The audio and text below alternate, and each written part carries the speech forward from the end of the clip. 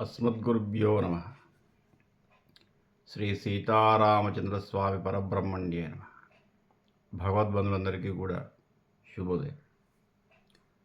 శ్రీ విష్ణు సహస్రనామ స్తోత్రము వ్యాఖ్యలో భాగంగా ఈరోజు మరొక శ్లోకాన్ని మనం పరిశీలిద్దాం. ప్రమాణం ప్రాణనిలయ ప్రాణభృత్ ప్రాణజీవన తత్వం తత్వవిదేకాత్మ జన్మమృత్యుజరాధిక. ప్రమాణం. ఈ ప్రపంచానికి ప్రమాణం ఎవరయ్యా అంటే భగవానుడు. ప్రమాణము అంటే విశ్వాసము అని ఒక అర్థం, విశ్వసించటం. అందుకే మనం ఏదైనా చెబితే ఏది ప్రమాణం చేయంటారు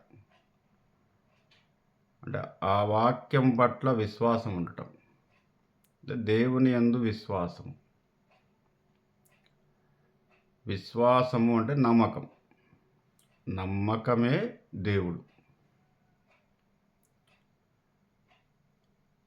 అంటే పరమాత్మ యందు ప్రగాఢమైనటువంటి విశ్వాసం కనుక ఉన్నట్టయితే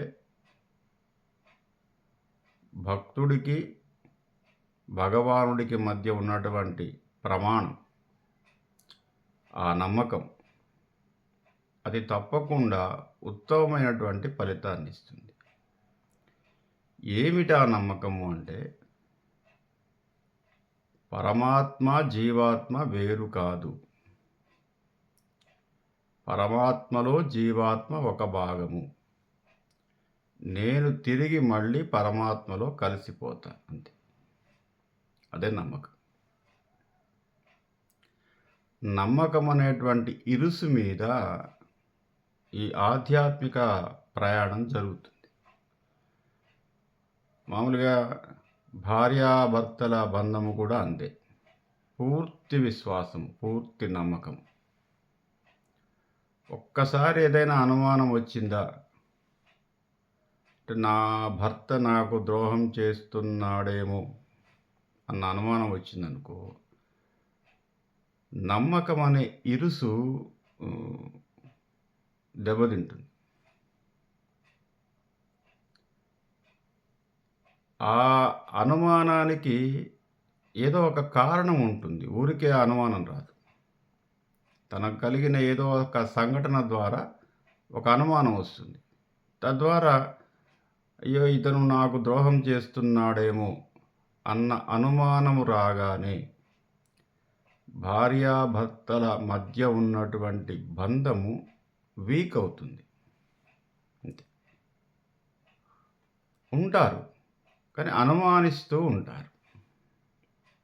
అట్లాగే ఒక్కసారి భగవంతుడి మీద అనుమానం వచ్చిందా,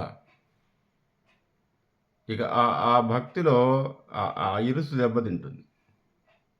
పూర్తి విశ్వాసము.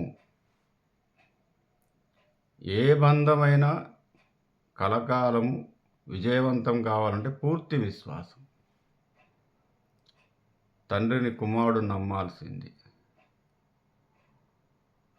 తండ్రి తన కొడుకుని నమ్మాల్సింది, అన్నదమ్ములు వాళ్ళ యొక్క బంధాన్ని నమ్మాల్సింది. అన్నగారు నాకు ద్రోహం చేస్తున్నాడేమో అన్న అనుమానం వచ్చిందా, ఆ బంధంలో కొంత శక్తి సన్నగిలుతుంది.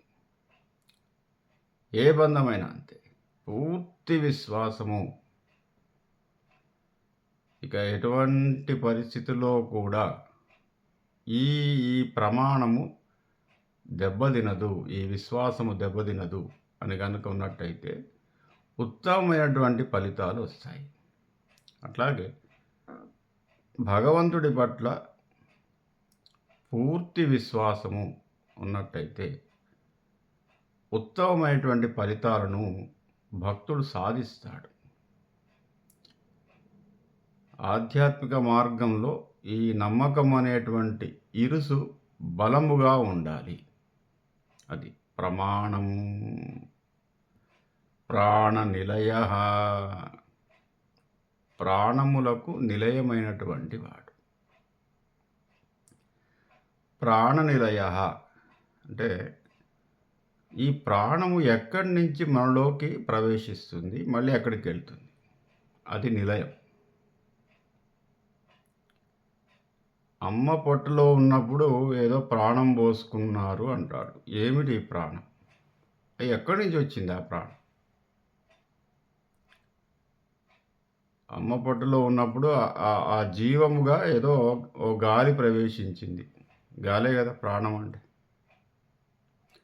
ఆ గాలి మన శరీరంలోకి ప్రవేశించింది. మళ్ళీ బయటకు వచ్చాము. అమ్మ పొట్టలో నుంచి ఏదో కొన్ని రోజులు ఉన్నాము. మళ్ళీ దీంట్లో నుంచి గాలి వెళ్ళిపోయింది. ఎక్కడి నుంచి అమ్మ పొట్టలోకి వచ్చి మన యొక్క శరీరంలో ప్రవేశించింది ఆ గాలి లేదా ఆ ప్రాణము, మళ్ళీ తిరిగి ఎక్కడికి వెళుతుంది? ఈ గాలి ఉన్నంతసేపేమో జీవిస్తున్నాం, ఈ గాలి వెళ్ళబోగానే మరణిస్తున్నాం. ఏమిటి ఇది అసలు? ఈ గాలి ఎక్కడి నుంచి వస్తుంది, మళ్ళీ మనలో నుంచి ఎటు వెళ్ళిపోయింది? పోనీ పోలేదా, ఎటు వెళ్ళిపోలేదా అంటే ఇక్కడే ఈ గాలిలో, ఈ చుట్టూ ఉన్న వాతావరణంలోనే మన నుంచి వెళ్ళిపోయిన గాలి ఉంటుంది. అది ఏ రూపకంగా ఉంటుంది? అది మామూలుగా ఈ వాతావరణంలో ఉన్నటువంటి గాలేనా, వేరే ప్రత్యేకమైనటువంటి గాలి ఏదైనా ఉందా? దాన్ని మనం ప్రాణం అంటున్నామా? అది ఈ గాలిలో కలిసిపోయిన తర్వాత ఏం చేస్తుంది? ఇప్పటిదాకా మన శరీరంలో ఉన్నటువంటి ఈ ప్రాణగాలి ఏదైతే ఉందో అది ఏమి చేస్తుంది బయటికి వెళ్ళి? అమ్మ పొట్టలోకి ఎలా వచ్చింది, అందులో నుంచి మన శరీరంలోకి వచ్చేసి మనకు జీవాత్మగా ఏ విధంగా ఉంది? ఇది ప్రాణనిలయ. ఇదే ఆధ్యాత్మికత. దీనికి సంబంధించిన విషయాన్ని ఛేదించటంలోనే సర్వ మతాలు పుట్టాయి.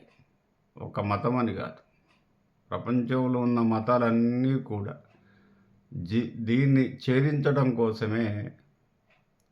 మన దగ్గర ఉన్నటువంటి సాంప్రదాయాలు ఏవైనా ఉన్నట్టయితే అద్వైత సిద్ధాంతం, విశిష్టాద్వైత సిద్ధాంతం, ద్వైత సిద్ధాంతం, చార్వాక సిద్ధాంతం, జైన, బౌద్ధ అన్నీ కూడా ఈ మిరాకిల్ ఏమిటి అసలు అనేటువంటి ఛేదించటంలోనే అన్ని మతాలు. అందుకే ప్రపంచంలో మతము లేని రాజ్యము లేదు. అదేవిధంగా దేవుడు అనేటువంటి విషయము లేకుండా ఏ ప్రజలు లేరు. ఏ ప్రాంతంలో, ప్రపంచం మొత్తంలో ఏ మారుమూలకు పోయినా ఏదో ఒక మతం ఉంటుంది, ఏదో ఒక దేవుడు ఉంటాడు. దైవరహితమైనటువంటి ప్రజలు కానీ రాజ్యం కానీ ఎక్కడ లేదు. మతరహితమైనటువంటి ప్రజలు కానీ రాజ్యం కానీ ఎక్కడ లేదు. అంటే ఎక్కడ ఏ మారుమూలకు వెళ్ళినా కూడా ఆత్మ సంబంధమైన విషయాన్ని ఛేదించటంలో మతాలన్నీ కూడా చాలా ప్రయత్నాలు చేశాయి. దైవ సంబంధమైనటువంటి ఈ మిరాకిల్ అంతా కూడా ఛేదించడానికి కావలసినటువంటి విషయ పరిజ్ఞానాన్ని పరిశీలించడంలో మతాలన్నీ నిమగ్నమైనాయి. కాబట్టి ఇది ఏమిటి అసలు? ఈ ప్రాణము పోసుకోవడం ఏమిటి, ప్రాణం వెళ్ళిపోవడం ఏమిటి? వెళ్ళిపోయిన తర్వాత ఈ శరీరం ఊరికనే ఉంటుంది. అమ్మపొట్టలో కూడా మనకు ఏ విధంగా ఆ గాలి వస్తుందో తెలియదు. శరీరం అంటే ఏదో మన సైంటిస్టులు చెబుతారు పలాని ఆర్గాన్స్ వల్ల ఈ శరీరం అంతా కూడా లోపల రూపుదిద్దుకుంటుంది. కానీ జీవం ఏది? దానికి జీవం ఏమిటి? అది ఆ జీవం అంటే పదార్థం, ఆ చైతన్యం ఏమిటి? అది ఏ విధమైన ఆర్గాన్స్తో, ఏ విధమైన కెమికల్స్తో ఈ గాలి తయారవుతుంది లోపల? అది హృదయంలోకి పోతుంది, ప్రాణశక్తిగా ఉంటుంది. దాన్ని ఛేదించటం అనేది ఏ సైన్స్కి అందనటువంటి విషయం. అదే భగవానుడు. పూర్తి నమ్మకమే భగవానుడు. ప్రాణనిలయ, ప్రాణభుత్, ప్రాణజీవన. ప్రాణానికి భృత్. భృత్ అంటే రక్షించువాడు. ఏ విధంగా? ఆహార రూపంలో రక్షించువాడు. అన్నం. అందుకే అన్నమే దైవ స్వరూపం. అన్నం పరబ్రహ్మ స్వరూపం. ప్రాణజీవన. ప్రాణము, జీవనము ఆయన విభూతి. తత్వం తత్వ వివేకాత్మ. ఆయన ఆయన తత్వము తెలియనిది, తెలుసుకోలేనిది. జన్మ మృత్యు జరా తిగహ. జన్మ పుట్టుక, మృత్యు మరణించటం, జర ముసలితనం. ఇవి ఈ బాహ్య ప్రపంచంలోని జీవాలకే తప్ప పరమాత్మకు లేవు. పరమాత్మకు జన్మరాహిత్యుడు, మరణరాహిత్యుడు, జరారాహిత్యుడు. జర అంటే ముసలితనము లేనివాడు, పుట్టుక లేనివాడు, మరణం లేనివాడు, ఆది మధ్యాంతరహితుడు. ఆయనకు సంబంధించినటువంటి ఏ విషయం కూడా ఎప్పుడు పుట్టిందో, ఎప్పుడు లయింపబడుతుందో, ఎప్పుడు ఏమవుతుందో తెలియదు. కొన్ని యుగాలుగా, కొన్ని లక్షల సంవత్సరాలుగా, కొన్ని కోట్ల సంవత్సరాలుగా ఈ ఈ మానవ జీవనం ఎప్పుడైతే ప్రారంభమైందో ఇక్కడ, అప్పటి నుంచి పరిశోధన చేస్తూ చేస్తూ చేస్తూ చేస్తూ ఉన్నప్పటికీ కూడా ఆయన గురించి లేశమాత్రమైనటువంటి విషయాన్ని కూడా తెలుసుకోదగినది కాదు అని చెప్పబడింది. స్వస్తి ప్రజాభ్య.